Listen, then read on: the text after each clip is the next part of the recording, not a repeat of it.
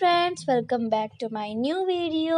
आज हम पढ़ने वाले हैं एग्रीकल्चर इम्प्लीमेंट्स, यानी कि बीजों को बोने से पहले क्या क्या चीज़ों की ज़रूरत होती हैं।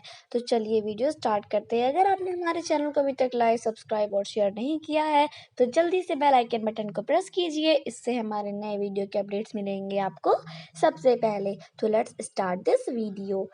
बिफोर सोइंग द सीड्स, बीजों को बोने से पहले it is necessary to break soil clumps to get better yield. ये बहुत ही ज़रूरी होता है कि जो मिट्टी के बड़े स्टोन्स होते हैं उन्हें तोड़ना बहुत ज़रूरी होता है। This is done with the help of various tools, और ये मुख्य औजारों की मदद से किए जाते हैं, जैसे कि फ्लो हो और कल्टीवेटर, हल, कुदाल और जुताई। जैसे कि ये है हमारा हल, ये है हमारा हो और ये है हमारा कल्टीवेटर, जो कि हमारे ट्रैक्टर के पीछे लगाकर चलाया जाता है, जिससे जुताई की जाती है। तो चलिए हम एक एक करके इसके बारे में पढ़ेंगे। मैं आपको इसको ऐसे ही बता देती हूँ। हमारा फ्लो ये है, जो कि और ये बहुत ही पुराने समय से इसका यूज़ होता आ रहा है। ये मिट्टियों को ये अनवांटेड प्लांट्स को हटाने के लिए यूज़ होता है, फर्टिलाइजर्स को मिलाने के लिए यूज़ होता है और मिट्टी को उलट पुलट करने के लिए यूज़ होता है। और ये दो बैलों के जोड़े के बीच में ये बीम जो है, ये जो दो बैलों के बीच में जो गले में बड़ा रॉड लगा है, इसमें बांध कर ये फ्लो शाफ्ट जो है उसमें बांध कर ये मेन जिससे जुताई की जाती है, फ्लो शेयर, उससे किया जाता है। जैसे जैसे ये आगे बढ़ता रहता है जुताई मतलब खुदाई होती जाती है, और ये एक आदमी और एक बैल का जोड़ा इसे आराम से चला सकता है। अब हम आते हैं हो पे। ये हो हम ऐसे बताते हैं, ये बहुत ही साधारण सा टूल है। ये अनवांटेड प्लांट्स को हटाने के लिए यूज़ होता है ये भी, और ये जो बहुत सारे अनवांटेड प्लांट्स उग जाते हैं उनको हटाने के लिए यूज़ होता है, और मिट्टी को ढीला करने के लिए यूज़ होता है। और ये बहुत ही बड़े और ये मैंने बताया नहीं। ये जो हमारा फ्लो होता है ये ट्रायंगुलर शेप का होता है, एक लंबा रॉड लगा होता है, ये आयरन का नीचे होता है, और ये वुड का भी होता है, आयरन का भी होता है। और हमारा जो हो है इसके नीचे ये एक बहुत ही लॉन्ग वुड, लकड़ी का बहुत ही लॉन्ग रॉड का बना हुआ होता है। ये देखिए यहाँ पर है, a strong board and bent plate.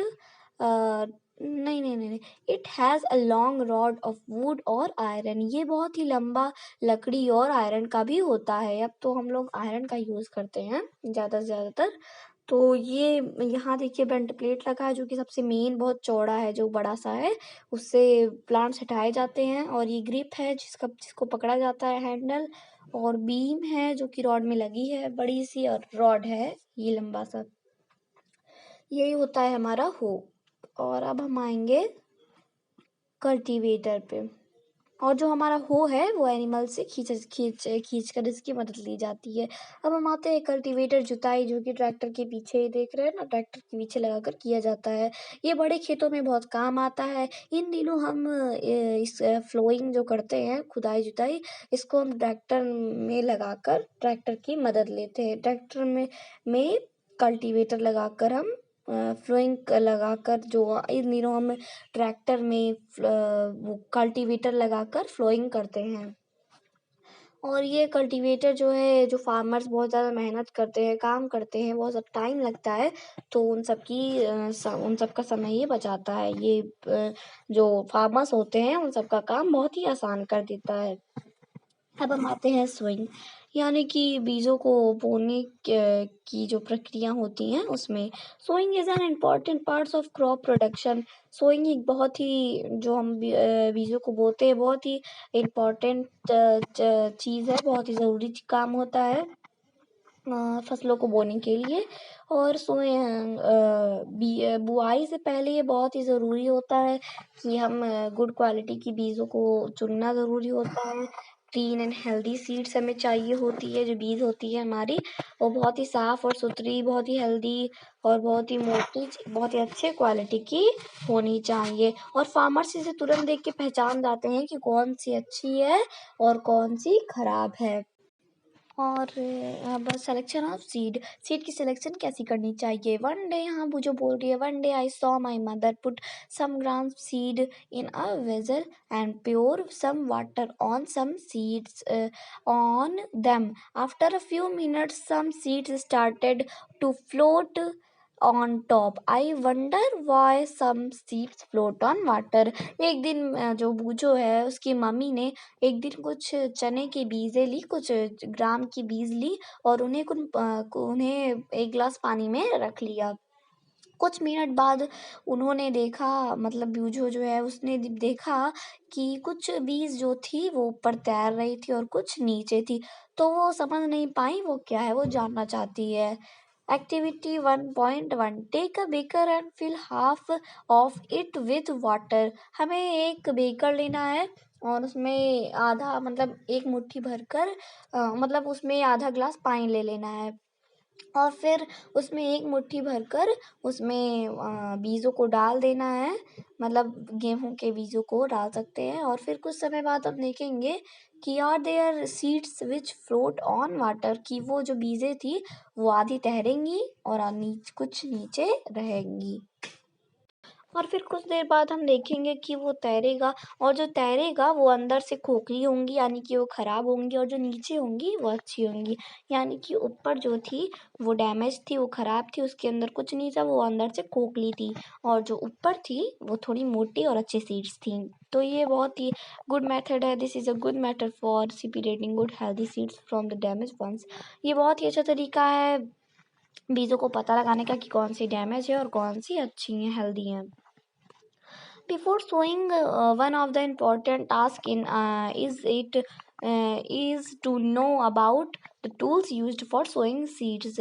बीजों को बोने से पहले ये बहुत ही ज़रूरी है जानना कि ये बहुत ही ज़रूरी है जानना कि बीजों को बोने के लिए कौन कौन सी टूल्स की ज़रूरत होती है। ट्रेडिशनल टूल्स, सबसे पहला आता है हमारा ट्रेडिशनल टूल्स, जो कि पुराने ज़माने के लोग यूज़ करते थे। The tools use traditionally for sowing seeds is shaped like a funnel. और जो हमारा ये यूज़ करते थे वो लोग, ये फनल में कुप्पी होती है। तो ये जो यहाँ देखिए आप, ये जो कुप्पी, दो आदमी हैं यहाँ पर कुप्पी पकड़े हुए हैं, फनल, वो फनल लिए हुए हैं और दो बैलों का जोड़ा आगे चल रहा है। तो जैसे जैसे चलेगा जुताई होती रहेगी। ये देखिए नीचे यहाँ रॉड लगा है, जुताई होती रहती है और वो फनल में बीज डालते रहते हैं। तो जैसे जैसे वो डालेंगे, जैसे जैसे वो आगे चलते रहेंगे, वो मिट्टी तक जो बीज होता है वो पहुंच जाता है। और अब हम आएंगे सीड ड्रिल। ये देखिए सीड ड्रिल है हमारा। Nowadays the seed drill, इन दिनों हम सीड ड्रिल का यूज़ करते हैं। It is used for sowing with help of tractors. और इन दिनों हम ये सीड ड्रिल का यूज़ करते हैं। ये बड़े खेतों के लिए बहुत ही काम आता है, बड़े खेतों में इसका बहुत ज़्यादा यूज़ होता है। तो ये ट्रैक्टर की मदद से बीजों को बोया जाता है। This is shows the seeds uniformly at equal distance and depth. और ये जो होता है हमारा, जिसमें बीज बोते हैं, तो जो ये जैसे जैसे गड्ढा करता जाता है वैसे वैसे बीज में बोआता जाता है ट्रैक्टर की मदद से।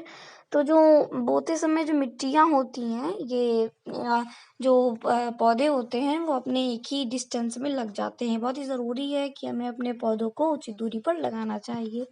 और ये जो जैसे जैसे बोआता है, जो इसकी मिट्टी है वो जब साइड्स में जाती हैं और मिट्टी के ऊपर और सीड के ऊपर जो मिट्टी पहुंचती है, तो वो जो हम बर्ड्स होती हैं वो हमारे सीड्स को प्रोटेक्ट करती हैं, हमारे प्लांट्स को प्रोटेक्ट करती हैं। और अब हम आएंगे यहाँ पर पहेली पूछ रहा है, there is a nursery near my school. मेरे मतलब जो उसका स्कूल था, मैं इसको ऐसे बता देती हूँ, जो उसका स्कूल था उसके बगल में एक शॉप की दुकान थी, प्लांट के शॉप की दुकान थी। तो वो जानना चाहता है कि वो जो प्लांट्स थे छोटे छोटे बैग में रखे होंगे, आपने देखा होगा छोटे छोटे बैग में रखे रहते हैं। तो वह जानना चाहता है छोटे छोटे बैग में क्यों रखे रहते हैं। तो यहाँ मुझे बता रही है कि seeds of a few plants, यहाँ मैं इसको बता देती हूँ कि अगर हम जैसे हम यहाँ पैडी लेते हैं, वीट लेते हैं, कुछ भी लेते हैं, तो उसको पहले हम छोटी जगह पे उगाते हैं, उसके बाद हम उसको मतलब उसको पहले छोटे जगह पे उगाते हैं और फिर उसको बड़े जगह पे ट्रांसफ़र कर देते हैं। जब वो प्लांट थोड़ा सा छोटा सा प्लांट हो जाता है तब हम उसे बड़े जगह पे ट्रांसप्लांटेड मतलब उसको वहीं पर लगा देते हैं, बो देते हैं। Appropriate distance between the seed is necessary to avoid overcrowding of plants. This is allowed to plants to get significant sunlight, nutrients, and water from the soil. At times, a few plants may have to be removed to prevent overcrowding. और ये बता देती हूँ कि इसमें बताया है कि जो हमारे पौधे होते हैं उनको उचित दूरी पर हमें रखने की बहुत ज़रूरी होती है। उससे हम उचित दूरी पर हमें रखना चाहिए, क्योंकि जो ओवर क्राउडिंग, जो अनवांटेड प्लांट्स बीच में आ जाते हैं, उसकी वजह से ना तो हमारे प्लांट्स को सनलाइट मिल पाता है और ना तो वाटर मिल पाता है। तो जो हमारे मिट्टी, जो हमारा सॉइल होता है, फर्टिलाइज़र डालने के बाद, मैन्योर करने के बाद जो हमारा न्यूट्रिएंट होता है मिट्टी में, प्लांट्स तक नहीं पहुंच पाता है। इसलिए बहुत ही ज़रूरी होता है कि हमें अपने प्लांट्स को फ्यू प्लांट्स जो उचित दूरी पर रखना चाहिए। Adding manure and fertilisers. अब हम फर्टिलाइजर्स मैन्योर के बारे में पढ़ेंगे। Substance which are added to the soil in the form of nutrients for the healthy growth of plants are called manure and fertilisers. जो हमारे मैन्योर फर्टिलाइजर मतलब उर्वरक और खाद जो होते हैं हमारे घर पे बनाए हुए, फैक्ट्रीज में बनाए हुए, जो भी हम यूज़ करते हैं वो सब सॉइल में डालना बहुत ज़रूरी होता है। इससे हमारे प्लांट्स को न्यूट्रिएंट्स मिल जाता है, जिससे वे अच्छा ग्रो कर पाते हैं। और यहाँ पर पहेली पूछ रहा है कि मैंने एक हेल्थी क्रॉप देखा है, मतलब बहुत ही बड़ा सा फसल देखी है जो कि बहुत तेजी से बढ़ रहा है, बहुत ही अच्छे से। और वहीं बगल में एक पौधा देखा है जो कि बहुत धीरे बढ़ रहा है, बहुत ही अच्छे से, बहुत वीक है। तो मैं जानना चाहता हूँ कि ऐसा क्यों है। तो मैं बता दूँ, soil supplies mineral nutrients to the crop plants. जो हम अपने प्लांट्स में फर्टिलाइजर्स और फर्टिलाइजर्स मैन्योर डालते हैं। मैन्योर मीन्स जो हम घर पे बनाते हैं, काऊ डंग मैन्योर और डेड एनिमल्स से, डेड प्लांट्स से। और फर्टिलाइज़र वही जो हमारा फैक्ट्रीज में तैयार होता है वो। तो जब हम फर्टिलाइज़र और मैन्योरमेंट अपने खेत में कर देते हैं तो वो अच्छा होना चाहिए, गुड क्वालिटी का होना चाहिए। उसको बिना डाले हमारा प्लांट अच्छे से ग्रो नहीं कर पाता है, जिससे हमारे प्लांट्स को न्यूट्रिएंट नहीं मिल पाता है। और जो हमारे फार्मर्स होते हैं, जब हमारे सॉइल को अच्छे से फर्टिलाइज़र मैन्योर डालने के बाद जब न्यूट्रिएंट मिल जाता है, तो जो हमारे प्लांट्स को ज़रूरी होता है वो मिल जाता है एक फसल में। तो हमारे फसलों को, हमारे जो फार्मर्स होते हैं वो अपने फसलों में, एक ही फसल में कई अनाज हर साल बोते हैं। जैसे इस साल उन्होंने वीट बोया, तो मतलब जैसे इस बार मतलब कई बार वो अपने फसलों में अनाज को बोते हैं। और the continued cultivation of crop makes the soil poor in nutrients। और अगर हम अपने सॉइल में न्यूट्रिएंट नहीं डालेंगे, नहीं देंगे, तो वो हमारा जो क्रॉप फसल होगी वो बहुत ख़राब हो जाएगी। Therefore farmers have to add manure। इसीलिए जो फार्मर्स होते हैं उसमें मैन्योर का ज़्यादा यूज़ करते हैं। to the fields to replenish the soil with nutrients। This process is called manuring। और ये मैन्योर के प्रोसेस से होता है। जब अपने सॉइल को मैन्योर डालते हैं तो उसे जो हमारा अपने सॉइल को, जब अपने मिट्टी को मैन्योर करते हैं, जब मैन्योरिंग देते हैं, घर पे बनाया हुआ खाद देते हैं जब, तो उसमें जो न्यूट्रिएंट्स आ जाते हैं हमारे प्लांट तक पहुंच जाते हैं, जिससे हमारी फसल अच्छी बनती है।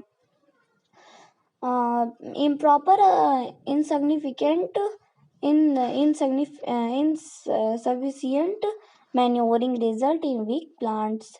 Manure is an organic substance.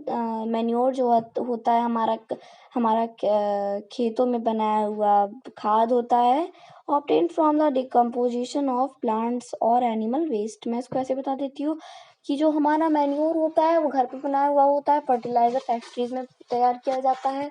तो जो मैन्योर होता है वो कुछ इस तरीके से बनाया जाता है। जो डेड एनिमल्स, डेड प्लांट्स होते हैं, उनको फार्मर से गड्ढे में डाल देते हैं, उसको बंद कर देते हैं, जिससे वो जो माइक्रोब्स होते हैं, जो मिट्टी के फ्रेंड्स होते हैं, माइक्रोब्स और वर्मी कंपोस्टिंग जो होते हैं, जो हमने क्लास 6 में पढ़ा ही होगा, वो सब होते हैं छोटे छोटे माइक्रोब्स, जो अर्थवर्म ये सब होते हैं, ये सब उसके अंदर चले जाते हैं, जिससे वे जो जब बिल्कुल ब्रोकन हो जाता है, बिल्कुल सड़ जाता है, जब वो उसके अंदर जब चले जाते हैं सारे माइक्रोब छोटे छोटे, तो जिससे वो खाद बनता है। तो वही जब फार्मर्स हमारा फसलों में अपने वो खाद डालते हैं बनाकर, तो हमारे प्लांट्स को बहुत ज़्यादा न्यूट्रिएंट्स मिल जाता है, जिससे हमारे प्लांट्स अच्छे हो जाते हैं। अब हम आते हैं, और हमने यहाँ पर एक चीज़ और वो हम आगे पढ़ेंगे, जो राइजोबियम बैक्टीरिया के बारे में वो कुछ कम दिया है, तो उसको हम आगे पढ़ेंगे। टेक अ मूंग और ग्राम, यहाँ पर एक्टिविटी दी है कि कैसे हमें मैन्योर फर्टिलाइजर और बिना किसी खाद का कैसे उगता है, इसके बारे में यहाँ बताया है। तो मैं इसको ऐसे बता देती हूँ। हमें मूंग और चने के कुछ बीज लेने हैं, उसको हमें एक ही साइज के तीन तीन ग्लास में डाल देने हैं। जैसे हम कोई फाइबर ग्लास ले लेते हैं, उसमें हमें डाल देना है, और उसमें मार्क लगाना है ABC का, ABC टू ग्लास, मतलब उसमें ABC का मार्क लगा देना है। पहले वाले में हम डालेंगे मिट्टी थोड़ा, और पहले वाले में हम डालेंगे पहले वाले में डालेंगे मैन्योर, दूसरे में डालेंगे फर्टिलाइज़र, और तीसरे में हम सादी मिट्टी रहने देंगे, कुछ नहीं डालेंगे। तो फिर हम कुछ दिनों बाद उसे देखेंगे, जो हमारा यहाँ पर मैन्योर रहेगा, जो हमने A में डाला था, वो कम होगा, फर्टिलाइज़र जो होगा वो ज़्यादा होगा, B में सबसे अच्छा B उगेगा, और जो हमारा कुछ नहीं रहेगा उसमें कम उगेगा, मतलब उसमें छोटा छोटा रहेगा। क्योंकि जो हमारा फर्टिलाइज़र होता है वो सारी चीज़ें देता है प्लांट्स को, जो हमारे प्लांट्स को ज़रूरी होती हैं, और मैन्योर वहीं थोड़ा कम, और जो हमारा सी जो मिट्टी होती है उसका प्लांट्स बहुत ही धीरे बढ़ता है। तो इसमें यही बताया है। Fertiliser are chemical which are rich in particular nutrients. Fertiliser यहाँ पे वही बताया, फर्टिलाइजर जो होता है हमारे प्लांट्स को बहुत ही न्यूट्रिएंट्स, जो हमारे प्लांट्स को चाहिए होता है वो सारे न्यूट्रिएंट्स सब देता है, how are they different of from manure, और ये मैन्योर से कैसे डिफरेंट है, ये ऐसा क्या है इसमें कि मैन्योर से डिफरेंट, फर्टिलाइजर डिफरेंट है manure. Fertiliser are produced in factories, fertiliser factories में बनाया हुआ होता है। Some example of fertilisers are urea, ammonium sulphate, जैसे ये बहुत सारी चीज़ें इसमें मिलाई होती हैं, बहुत सारी चीज़ों के होते हैं फर्टिलाइजर्स, तो ये सब इनको प्लांट्स को देता है, जो प्लांट्स के लिए ज़रूरी होता है। The use of fertiliser has helped farmers, से जो हमारा फर्टिलाइजर होता है वो फार्मर्स का फ्रेंड होता है, उनकी बहुत मदद करता है, हमारा फर्टिलाइज़र उनकी बहुत फसलों को अच्छी बनाने में बहुत मदद करता है, जिससे उनके, और जो ये बहुत ही ज़रूरी, मतलब ये बहुत ही बेटर होता है। फार्मर्स हमेशा यही करते हैं कि जैसे उन्होंने इस साल पैडी में, मतलब कुछ भी इस साल वीट बोया है, तो उस साल तो अगले साल वह लेग्यूमस प्लांट्स बोएंगे। तो यहाँ नीचे दिया है लेग्यूमस, और ये नोड्यूल्स, राइजोबियम बैक्टीरिया, ये सब इसमें नीचे दिया है। तो अभी मैं यहाँ बता देती हूँ, वीट पैडी एंड मेज़, मतलब जैसे वो उनके जो वीट पैडी मेज़ जो बोते हैं वो अच्छे हो जाते हैं फर्टिलाइजर्स डालने के बाद। But exclusive use of fertilisers has made the soil less fertile, और हमें ज़्यादा फर्टिलाइज़र डालने पे जो हमारा मिट्टी होता है वो ख़राब हो जाता है। Fertiliser have also become a source of water pollution, और फर्टिलाइज़र वैसे भी हमारे पानी को गंदा करता है।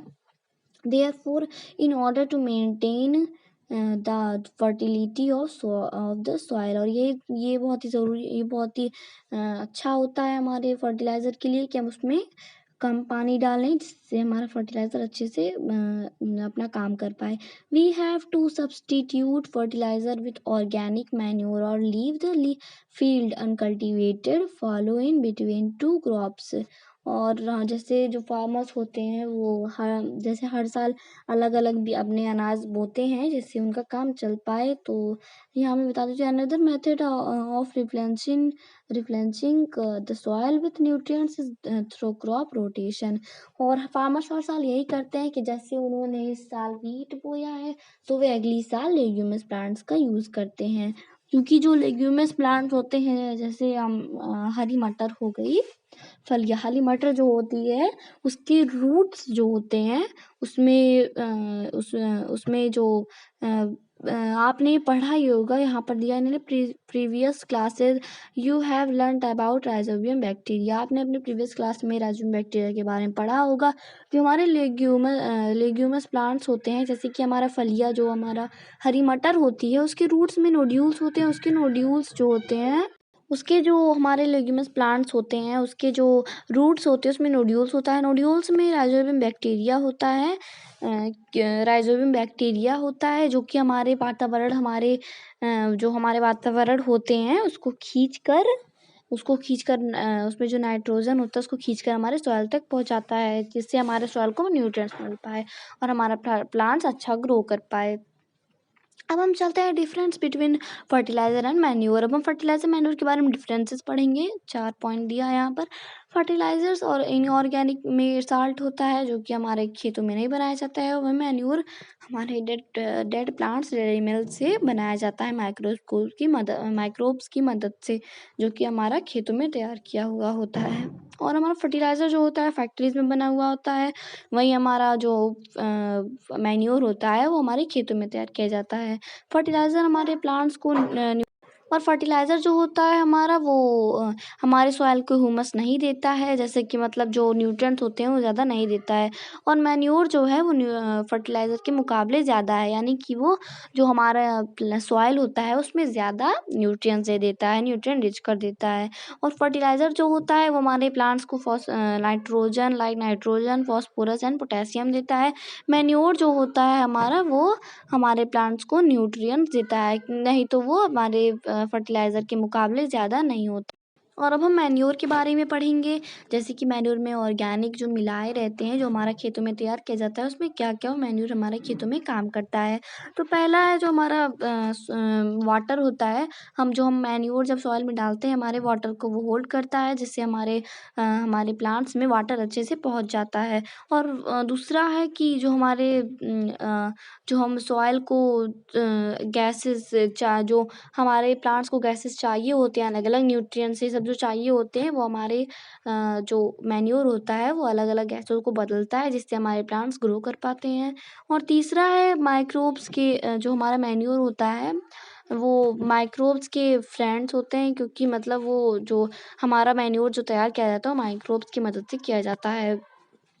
और ये हमारे मिट्टी को भुरभुरा कर देता है, बहुत ही अच्छा कर देता है, जिससे हमारे प्लांट्स वो भी ग्रो कर पाते हैं, बहुत अच्छा ग्रो कर पाते हैं। तो हमारी वीडियो यहीं तक थी। अगर आपको हमारी वीडियो पसंद आई हो तो लाइक, शेयर, सब्सक्राइब करना मत भूलिएगा, कमेंट ज़रूर कीजिएगा। तो अगर अभी तक आपने हमारे बेल आइकन बटन को प्रेस नहीं किया है तो जल्दी से बेल आइकन बटन को प्रेस कीजिए, जिससे हमारे नए वीडियो के अपडेट्स मिले आपको सबसे पहले। तो चलिए, तो अब मैं आपको पार्ट 3 बाद में सेंड कर दूँगी। आप पार्ट 1 और पार्ट 2 पढ़ लीजिएगा। तो बाय बाय।